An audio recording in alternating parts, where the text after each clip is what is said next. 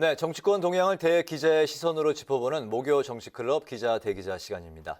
오늘도 성환용 한겨레 신문 선임 기자, 최병묵 전 TV조선 해설위원 두 분과 함께하겠습니다. 두 분 어서 오십시오. 어서 오세요. 안녕하세요. 네. 네, 오늘 함께 이야기를 나눠볼 주제 성 기자께서 발제해 오셨죠. 예, 지난주하고 비슷한 얘기를 불가피하게 좀 해야 될 것 같습니다. 네. 양당 선대위 구성을 둘러싸고 좀 진통이 있고요. 후보들의 어떤 그 리더십에 좀 문제가 있는 건 아닌가, 이런 얘기를 좀 해보는 게 좋을 것 같습니다. 네네. 지난주에 이어서 이번 주에도 여야 선대위 문제가 계속되고 있는데 관련해서 이제 이야기를 풀어가 보도록 하겠습니다. 먼저 그 민주당부터 살펴보면 이재명 후보의 적극적인 변화가 먼저 이렇게 눈에 띄는데요. 이재명의 민주당으로 만들겠다, 새로운 민주당으로 만들겠다 이렇게 이제 구호처럼 외치고 있는데 이재명 후보가 그리는 이재명의 민주당, 새로운 민주당 그 어떤 게 핵심입니까? 그러니까 일단 먼저 던져놓고 뛰는 킥앤러시라고 그러죠. 축구 전술처럼. 일단 다급하니까 이재명의 민주당으로 바꾸겠다. 제목부터 이제 던져놓고 내용을 채워나가는 그런 장면을 보고 계신 겁니다. 아무튼 이재명 후보의 절박감 같은 게 있어요. 문재인 대통령, 문재인 정부, 더불어민주당. 이게 이제 그 문재인 정부 5년 동안 피로감 같은 게 있지 않습니까? 원래 임기 말 대통령, 임기 말에 집권 여당이 인기가 없죠. 그래서 네. 이걸 좀 넘어서야 되겠다. 그래서 이제 민주당보다는 이재명을 가지고 승부를 해보겠다. 이런 얘기입니다. 이걸 저는 이제 극복이라고 좀 좋은 단어를 써봤는데 정확히 얘기하면 이제 차별화라고 봐야 되겠죠. 네.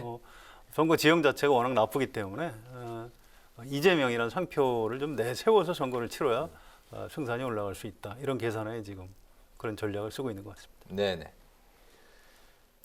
글쎄요. 근데 이제 이재명의 민주당이라고 하는데 그거의 핵심이 뭔지는 이재명 후보가 지금 설명을 안 하고 있어요. 지금 채워나간다고 했는데 네. 앞으로 이제 뭘 채워나갈지는 모르겠으나 저는 오히려 지금 그 민주당 지지율 정체 또는 이재명 후보 지지율 정체의 핵심은 이재명 후보 본인한테 있다고 보거든요. 네. 그러니까 이재명의 민주당을 만드는 거와 민주당의 이재명과 무슨 그렇게 큰 차이가 있는가? 그거는 앞으로 이제 이재명 후보가 그게 어떤 차이가 있다는가 하는 것을 유권자들한테 설명하고 그 설명하는 부분이 유권자들한테 아 그래 저 말이 맞을 거야 라는 공감을 얻을 때는 혹시 모르겠으나 지금 현재는 초기라서 그런지 네. 이재명의 민주당을 과연 어떤 가치, 어떤 기준으로 채워나갈 것인가. 왜냐하면 밖에서 볼 때 민주당의 문제점은 그동안에 뭐 내로남불이라든가 무슨 사건만 터지면 남 탓한다든가 뭐 이런 거였거든요. 근데 지금 이재명 후보도 그 점에 있어서 크게 다른 것 같지 않아요. 저희가 밖에서 볼 네. 때는. 근데 본인은 다르다고 얘기를 하니까 그러면 과연 뭐가 다른 것인지 하는 부분을 좀 하나씩 국민들 앞에 제시해 줬으면 좋겠다. 이렇게 말씀드립니다. 알겠습니다. 네, 어제 민주당 핵심 당직자들이 일괄 사퇴를 선언했고요. 청년 선대를 먼저 출범시킨 데 이어서 오늘 후속 인선을 발표했습니다. 사무총장에는 김영진 의원, 전략기획위원장의 강훈식 의원, 그리고 사실상 최측근 의원들이 전면에 나섰는데요. 이거 좀 의미를 좀 어떻게 보십니까? 글쎄요, 원래는 이제 별동대 얘기를 해가면서 기민하게 대응하지 못했다 이런 지적을 하지 않았습니까? 네. 그런데 지금 그 자기 뭐 대학 동문을 뭐 사무총장에 임명하고 그다음에 이제 본인하고 아주 가까웠던 경선 때부터 가까웠던 네. 사람을 전략기획위원장에 임명하고 하는 것을 보니까 결국 별동대라는 걸 별도로 두지 않고 선대위를 별동대처럼 운영하겠다는 것 아닌가 뭐 이런 느낌이 들어요. 네. 뭐 그러나 뭐 이름을 별동대로 붙이든 뭐로 붙이든 그건 중요한 게 아니고 예. 과연 어떤 기능을 후보와의 관계에서 할 것인가 저는 이게 중요하다고 보거든요.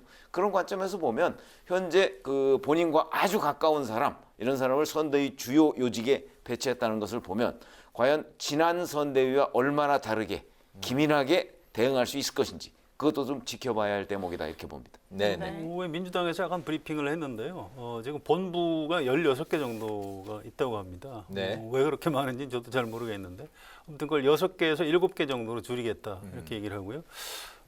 좀 전에 조정식, 우원식, 박홍근 이렇게 세 분이 사퇴했죠. 네네. 이게 이분들이 경선 때 도와줬던 사람들인데 자기들의 기득권을 주장하지 않고 사퇴하겠다 이런 얘기입니다. 이재명 후보는 이런 특징이 있어요. 이분은 국회의원을 이제 안 해봤기 때문에 민주당 안에서도 이제 비주류에 속하고요. 더구나 의원들하고 그동안 많이 접촉을 했지만 사실은 그렇게 친밀하지는 않습니다. 국회의원들도 이제 동료의식 같은 게 있는 건데 동료는 네. 아닌 거죠. 그래서 선대위를 슬림화한다고 해도 과연 이제 이재명 후보하고 얼마나 가까운 사람들을 찾아서 배치할 수 있을까? 좀 당내 회의적인 시각 같은 게 있는데요. 아무튼 대여섯 명 수준에서 후보 포함해서 공식적으로 어떤 긴밀하게 의사결정을 할 수 있는 구조를 지금 만들고 있다고 합니다. 근데 이제 워낙 좀 민감해서 그런지 명단을 좀 알려달라고 그랬더니 저한테도 얘기를 안 해줘요. 그래서 다음 주 정도면 얘기를 좀 해줄 수 있을 것 같은데요. 네. 아무튼 너무 거대한 선대위 가지고는 기동력이 떨어진다. 그래서 이재명이라는 후보의 장점을 살릴 수 있는 기동팀 같은 거를 선대위 안에 지금 만들고 있다. 이렇게 보시면 될 것 같습니다.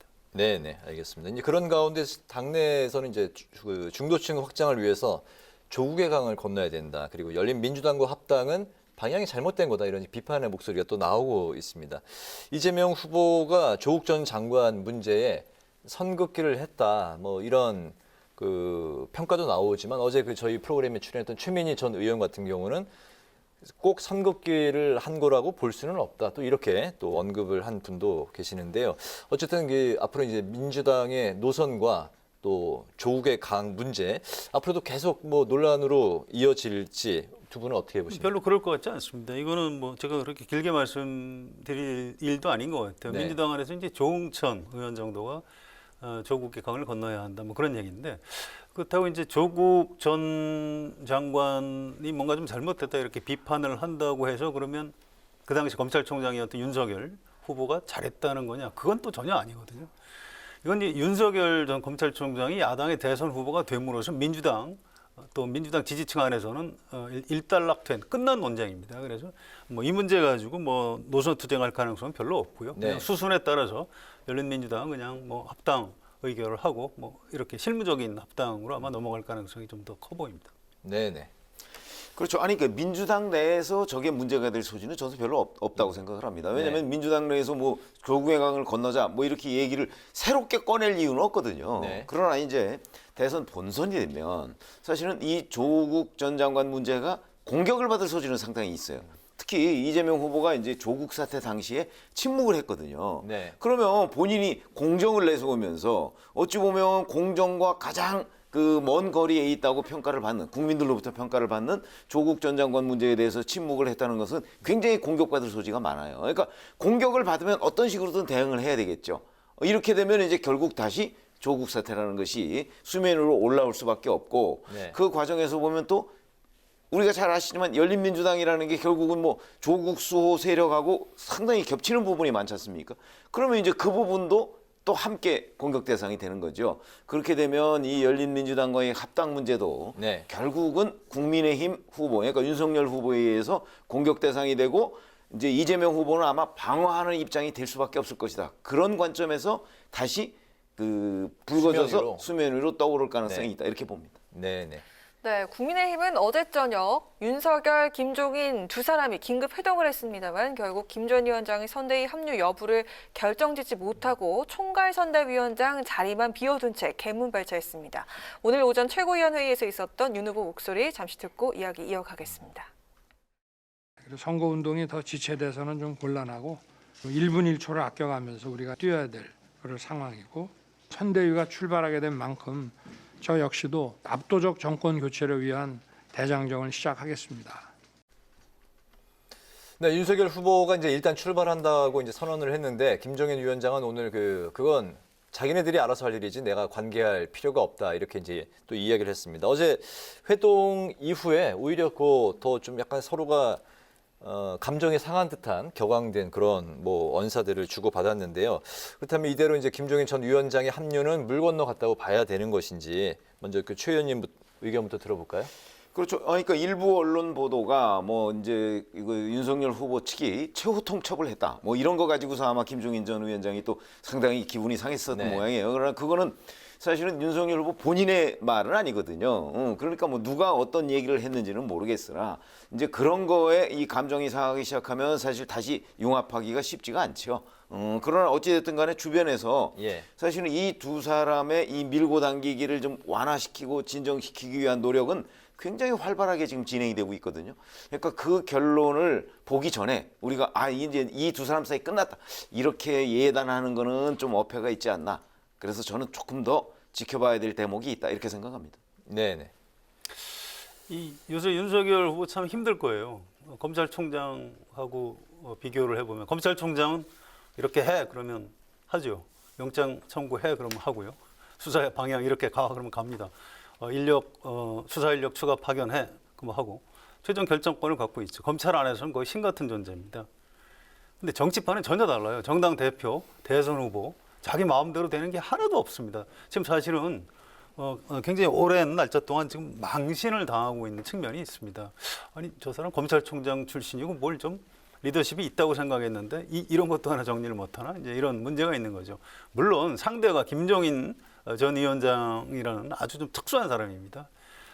이게 결말이 어떻게 날지 저도 잘 모르겠는데요. 이런 정도의 분위기라면 사실 결합을 한다고 해도 대선 전에 다시 결별을 하지 않을까 이런 예상이 될 정도예요. 그래서 이 부분 어떤 윤석열 후보 리더십의 어떤 그 시금석이라고 할까요? 그런 측면에서도 좀 볼 필요가 있는 것 같습니다. 합의를 보지 못하는 가장 그 핵심은 어떤 거에 있습니까? 결국 전권을 달라고 이제 요구를 했는데 전권을 못 주겠다는 거 아니겠습니까? 또 최고위원회에서 이미 김병준 위원장하고 이렇게 김한길 위원장 의결을 했는데 이제 취소할 수도 없는 거죠. 네. 그걸 이제 중간에 좀 절충을 해줬으면 두 좋겠다. 김과는 같이 못 간다는 건가요? 그렇습니다. 이제 김종인 위원장이 그 전에 2012년 박근혜 대통령 비대위 안에 있을 때도 마지막 순간에 박근혜 후보하고 이제 그런 문제 때문에 좀 결별을 한 일이 있습니다. 굉장히 좀 그 집념과 어떤 그 장악 욕구라고 할까요? 이런 것들이 굉장히 좀 강한 그런 좀 약간 특이한 정치인이라고 보시면 될 것 같습니다. 결국에는 전권과 그 두 김이 남아 있기 때문에 합류하지 못하는 건가요? 아니 두 김이라는 것도 결국은 전권 내에 포함되는 거예요. 무슨 얘기냐면 네. 본인이 모든 권한을 다 가지고, 응? 그러니까 뭐 두 김이든 누구든 간에 네. 다 자기 밑에서 자기 말을 듣도록 해야 된다. 그거를 윤석열 후보가 보장을 해달라는 거거든요. 네. 근데 그렇게 따지면 김병준, 김한길 이분들도 다 야당 대표하고 뭐 여당 대표하고 했던 사람들 아니겠습니까? 네. 그 이런 사람을 김종인 전 위원장이라는 사람 밑에 두고 완전히 무슨 저 뭐 국장이 뭐 과장 다루듯이 이렇게 하도록 한다는 거는 그 윤석열 후보로서는 그것도 또 좀 어려운 얘기죠. 네네. 거기다가 김종인 전 위원장이 시키는 대로 후보도 그대로 배우처럼 왔다 갔다 이렇게만 해라 하는 거는 꼭두각시가 되라는 얘기인데 후보로서는 받아들이기 어려운 부분이에요. 알겠습니다. 그러면 그걸 적당한 선에서 타협해서 가야 되는데 지금 제가 알기로는 김종인 전 위원장은 그걸 거부하고 있는 거잖아요. 네. 전권을 달라는 거거든요. 네. 어쨌든 거기에서 전권이- 지금 거기에서 충돌하고 있는 겁니다. 전권이 현재 그 어쨌든 핵심인 거군요. 알겠습니다. 네. 김종인 전 위원장이 현재 어쨌든 이런 상황에서 합류를 하는 게 그 국민의힘 선대위에 득이 될지 아니면 실이 더 많을지 두 분은 어떻게 보십니까? 양면이 있을 겁니다. 사실은 김종인 위원장 정치인 개인으로서는 윤석열 후보한테 도움이 안 될 수 있어요. 잘못하면 꼭두각시처럼 비칠 수 있고 앞으로 또 파열이 예고돼 있는 측면이 있습니다. 네. 그런 부담이 있죠. 그런데 김종인 위원장이라는 사람은 과거부터 이제 경제 민주화 또 광주 5.18 뭐 무릎 사과 이런 식으로 국민의힘이 어떤 중도층으로 나가기 위한 합리적 보수로 진화하기 위한 어떤 상징성을 가진 인물입니다. 이준석 대표하고 같이 묶어서 이제 그렇게 보는 거죠. 네. 근데 여기에 김종인 위원장이 끝내 합류를 안 한다는 의미는 그러면 윤석열 후보 주위에는 과거에 그 좀 약간 그 보수 쪽 사람들만 이렇게 둘러싸고 있는 것 아니냐 이런 노선에 있어서 좀 오해를 받을 소지가 있는 거죠. 아마 그래서 끝까지 지금 미련을 버리지 못하고 있는 이런 상황인 것 같습니다. 네네. 뭐 저는 꼭 그렇게 보지 않는 것이 예를 들어서 김병준 전 위원장이나 아니면 김한길 전 대표가 충분히 저는 그 대체할 수 있는 사람이라고 보거든요. 뭐 출신 성분이나 현재 그 사람들의 생각이나 이런 걸 봤을 때 뭐 김종인 전 위원장하고 저는 큰 차이가 나지 않는다고 생각을 합니다. 그렇기 때문에 사실은 김종인 전 위원장이 총괄선대위원장을 맡지 않고 명실상부하게 뭐 김한길, 김병준 체제로 간다고 한다면 이 두 사람이 과거에 김종인 전 위원장의 역할을 충분히 해줄 수 있다고 보고 네. 그럴 경우에는 또 이 두 사람의 그림대로 선대위가 굴러가게 될 거거든요. 그러면 또 새로운 모습으로 어찌 보면 그게 뭐 김종인 전 위원장보다 더 나은 모양이 될지 못한 모양이 될지는 우리가 섣불리 예단할 수는 없지만 적어도 그 두 사람도 굉장히 정치를 오래 한 사람들이기 네. 때문에 그런 점에서 본다면 저는 뭐 바깥에서 이 사람 아니면 꼭 안 된다 이런 생각은 할 이유가 없다 이렇게 생각합니다. 알겠습니다. 김종인 위원장이 뭐 오고 안 오고보다 중요한 게 말이죠. 윤석열 후보가 약간 놓치고 있는 부분이 있습니다. 지금 사실은 김한길 위원장이나 김병준 위원장도 그렇게 뭐 새로운 젊은 사람이 아니에요. 그냥 반문재인인 거지. 이분들 연세가 벌써 상당히 됩니다. 그래서 사실은 윤석열 후보가 신경을 써야 될 부분은 국민의힘에서 지난 경선 과정에서 홍준표 후보 때문에 좀 일부 이탈을 했던 20, 30대들을 어떻게 마음을 돌릴 수 있는가 이런 부분을 좀 기민하게 대책을 세워야 되는데 지금 김종인 위원장에 매달리느라고 지금 그런 부분에 좀 구멍이 나 있는 이런 상태인 것 같습니다. 알겠습니다. 네, 좀 속도를 내서 질문해 보겠습니다. 오늘 국민의힘은 6명의 본부장급 인사 발표를 하면서 선대위 구성 속도를 내고 있는데요. 지난주 두 분께서 친이계 인사에 주목한다는 이야기를 하셨는데 1차 인선안 어떻게 보셨습니까? 글쎄요, 국민의힘에 상당히 중진들입니다. 근데 참 묘하죠. 왜 이렇게 이명박 정부 사람들이 많으냐라고 어떤 의원한테 물어봤더니 껌뻑껌뻑 하더니 2008년에 이명박 정부에서 국회의원 공천을 잘했기 때문에 그 사람들이 지금 주축이 될 수밖에 없다. 이렇게 답변을 해요. 그래서 또 이 문제를 그렇게 볼 수도 있겠구나 싶고요. 네. 아무튼 지금 국민의힘, 과거 한나라당, 새누리당 시절에 양대 산맥이 이제 친 이명박, 친 박근혜 인맥이었는데 박근혜 전 대통령하고 친했던 사람들은 탄핵 사태 때문에 지금 뒤로 다 물러나 있기 네. 때문에 어쩔 수 없이 친 이명박계라고 할 수 있는 의원들이 지금 좀 주요 실무들을 맡게 되는 이런 모양새가 나오는 것 같습니다. 네네. 그렇죠. 국정농단 사태를 겪어가면서 친박 중진이라고 하는 사람들 상당 부분이 사실은 총선을 거쳐가면서 물갈이가 됐어요. 그래서 예를 들어서 그런 사람들 중에 지금 남아있는 사람이 그렇게 크지 않습니다. 네. 그중에 이제 대표적인 인물은 권영세 의원 같은 경우는 과거에 친박으로 분류되던 인물이니까 이번에 총괄 특보단장 맡았잖아요. 이제 그런 거 외에 뭐 김재원 최고위원 낙선했죠. 네. 뭐 이런저런 또 뭐 일부 하여튼 뭐 감옥에 가 있는 분도 있고 뭐 이런 바람에 아마 지금 그냥 중진들 위주로 이제 어차피 총괄 본부장급은 중진들이어야 되잖아요. 네. 그럴 경우에는 보면 결국 남은 사람이 친이밖에 없기 때문에 지금 결과적으로 이렇게 된 이런 현상이 있는 것 아닌가 싶고 네. 그렇게 보면은 뭐 원희룡 전 제주지사 뭐 여기 뭐 친이다 친박이다 이렇게 얘기하기 좀 어려운 측면이 있고요. 뭐 권영세 의원 친박계라고 볼 수가 있고. 그러면 이제 나머지 사람들은 친이계다 뭐 이렇게 얘기를 할 수가 있는데 그거는 박근혜 정부 때의 그 일련의 과정, 적폐청산 과정 이런 걸 거쳐서 불가피한 측면이 있다고 봅니다. 알겠습니다. 그런 가운데 또 이제 당내 젊은 대변인들은 그 선대위 구성에 감동과 이제 신선함이 떨어졌다 이렇게 또 쓴소리를 오늘 냈는데요. 추후 발표될 공동선대위원장의 윤희숙 금태섭 전 의원과 범죄 심리 분석까지 이제 방송도 많이 하시는 이수정 교수, 또 조국 흑서 공동저자 김경률 회계사 등이 이제 거론이 됐는데 김 회계사는 이제 본인이 거부 의사를 밝혔고 이수정 교수는 또 그 이준석 대표가 공개적으로 반대하고 이제 나선 상황인데 당 대표의 공개 반대 두 분은 어떻게 생각을 하십니까? 먼저 최 의원님. 그렇죠. 원래는 당대표가 언론을 통해서 누구누구를 반대한다 이렇게 얘기하는 거는 사실 그 합리적인 방법은 아니죠. 네. 그거는 본인이 정말 반대한다고 한다면 언론에 그런 얘기가 나왔을 때 네. 후보하고 협의를 통해서 그 문제를 정리하는 게 중요하지 언론에다 대고서 마치 후보와 대표가 무슨 갈등을 벌이는 양상 이거는요 정말 그 노련한 정치인의 모습은 아닙니다. 그런 관점에서 본다면 그 이준석 대표가 왜 이수정 교수를 반대하느냐 그거는 뭐 이제 그 페미니즘 논쟁에서 본인과 그 좀 다른 견해를 가지고 있으니까 충분히 저는 뭐 그 논쟁에 끼어들 수 있다고는 보는데 네. 지금 현재의 처리 방식 공개적으로 반대하는 방식은 그거는 그 합리적인 적절한 방식은 아니다 이렇게 생각합니다. 네네.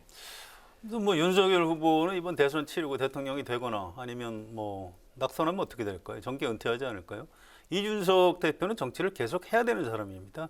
자기 어떤 굉장히 중요한 기반이 20, 30대 남성들 유권자가 자기 정치적 기반이기 때문에 어떤 일종의 뭐 반페미니즘이라고 할까요? 그런 노선을 놓치고 싶지 않은 거죠. 그래서 네. 어떤 자기 정치 차원에서 이제 그런 목소리를 낸 걸로 그렇게 해석할 수 있을 것 같습니다. 알겠습니다. 네, 한 줄 논평 최 의원님부터 들어볼까요? 네, 지금 조금 전에 저희가 말씀드렸지만 민주당이든 뭐 아니면 국민의힘이든 선대위 뭐 쇄신론, 뭐 또 당 쇄신론 뭐 이런 것들이 나오고 있죠. 근데 네. 이런 쇄신에 가장 기본적으로는 놓치고 있는 것이 있다고 봅니다. 본인들이 변화했다고 그게 곧 변화는 아니다. 라는 관점에서 유권자가 느껴야 변화다. 이걸 오늘 한 줄 논평으로 하겠습니다. 알겠습니다.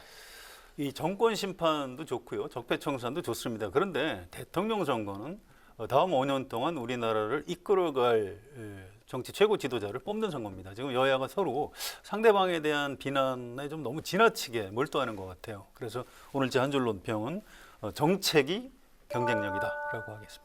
알겠습니다.